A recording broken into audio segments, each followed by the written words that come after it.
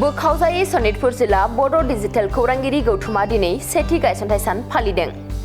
थांनाय 14 मार्च 2024 मायथाइयाव धेकियाजुलि हालामनि सा धेकियाजुलि गुदि बर' थुनलाइ आफादनि मावखुलियाव अल बड' डिजिटेल जार्नालिस्ट एस'सिएशननि गाहाय नेहाथारि राकेश रामसियारिजों लोगोसे मिरुनि दैदेनगिरिफोरनि नुजाथिनायाव बोखावजायै सनितपुर जिल्ला बड' डिजिटेल खौरांगिरि गौथुम मुंनि आफादखौ दानानै लानाय जादोंमोन। बेजोंनो लोब्बा लाखिनानै दिनै बिश्वनाथ जिल्लानि सिङाव थानाय सोनाब बिश्वनाथ दखरा एबसुनि मावखुलियाव गायसनथाय सानखौ खुंफुंनाय जादों। बे हाबाफारियाव जिल्लानि आफादगिरि नेहाथारि आरो गुबुन गुबुन बिबानाव थानाय लोगोसे दखरा एबसुनि दैदेनगिरिफोर आरो ओनसोलनि सुबुंफोराबो बाहागो लायो। बे हाबाफारियाव बाहागो लानानै बोखावजायै सनितपुर जिल्ला बड' डिजिटेल खौरांगिरि गौथुमनि आफादगिरि सखिय बसुमतारिया हाबाफारिनि सोमोन्दै माखासे बाथ्रा फोरमायदों। दिनै जोंनि जि आनडिभाइडेड सनितपुर डिस्ट्रिक्ट बड' डिजिटेल जार्नालिस्ट एस'सिएशननि जानानै जोङो साफ्रोम बर' रादाब नायगिरि साफ्रोमनिसिमबो जोङो गाहाम हामलायनायखौ जोङो जासिहरबाय।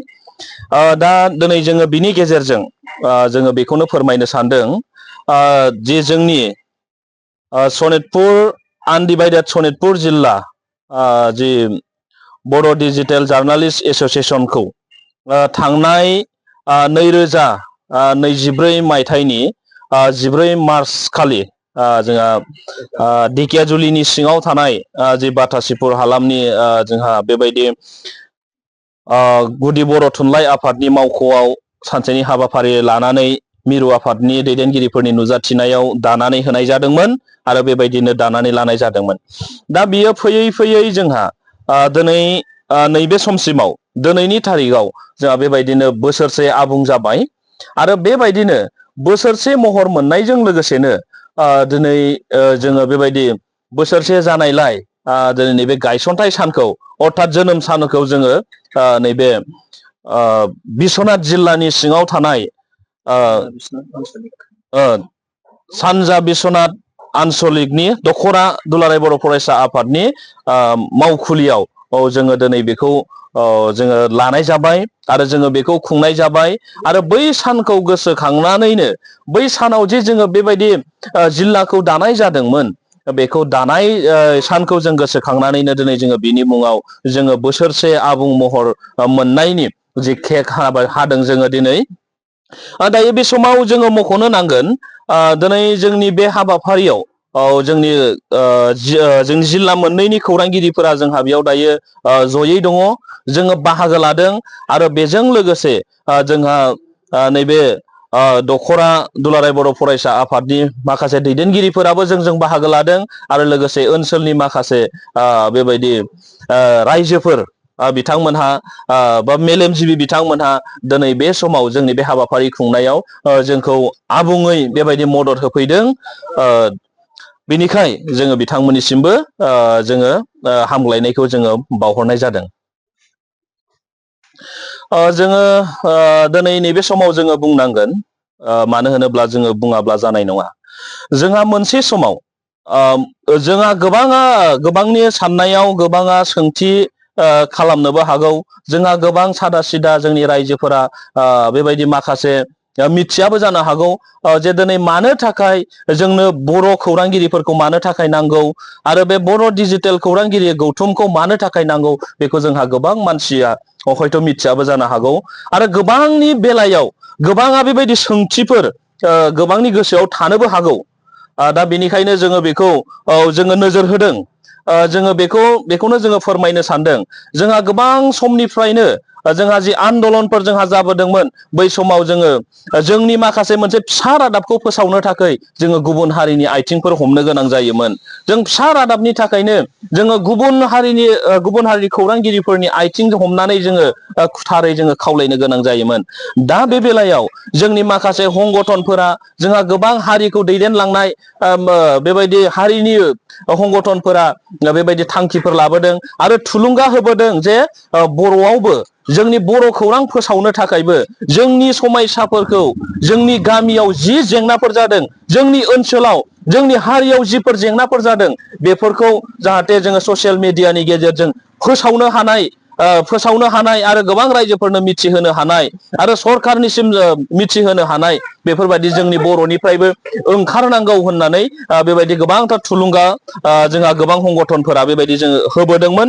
दा बेखौनो नोजोर बोनानै दा बिनिनो थुलुंगाजों दिनै जोंहा बर' हारियावबो बेबायदि गोबांथार गुबुन गुबुन चेनेलनि बेबायदि खौरां बिजोंफोर जोंहा गायसनजानाय जादों आरो बेबायदिनो बै खौरां बिजोंफोरनिनो जोंबो दिनै साफ्रोमबो जोङो बेयाव खौरांगिरिफोर आरो बेबायदिनो गुबुन गुबुन चेनेलफोरखौ जोङो ओनसोलनि गेजेराव हाबनानै जोंनि रायजोफोरनि गेजेराव हाबनानै मोजां गाज्रि दुखु सुखुनि बेबायदि खौरांफोरखौ जोङो लाबथिंनानै जोङो रायजोफोरनो मिथिहोयो आरो सरखारनो मिथिहोयो आरो जोङो बे खामानिखौ जोङो दायो मावगासिनो दङ।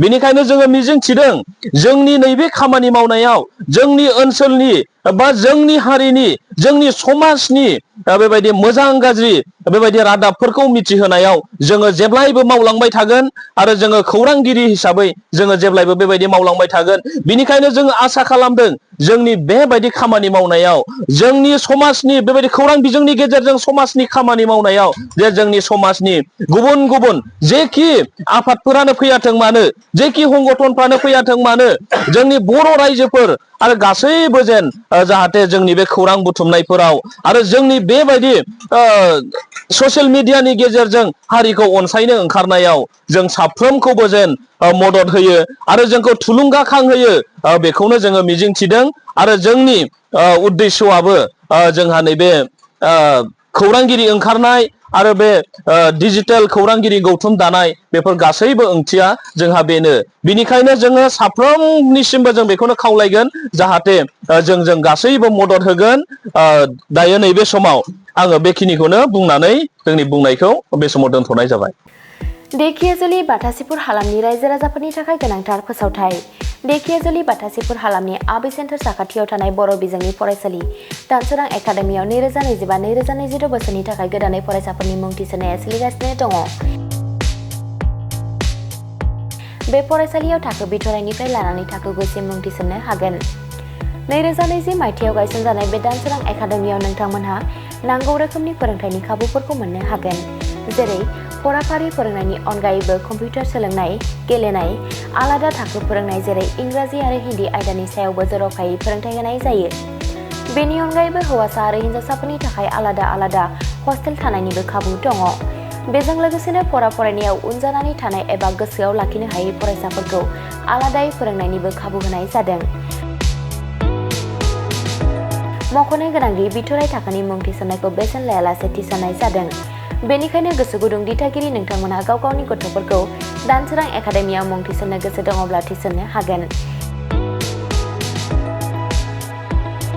दानसोरां एकाडेमियाव मुं थिसननो थाखाय नोंथांमोनहा 9770745550 एबा 88764802118 जानबुं अनजिमायाव फोनांजाब खालामनानै सुलाद लानो हागोन।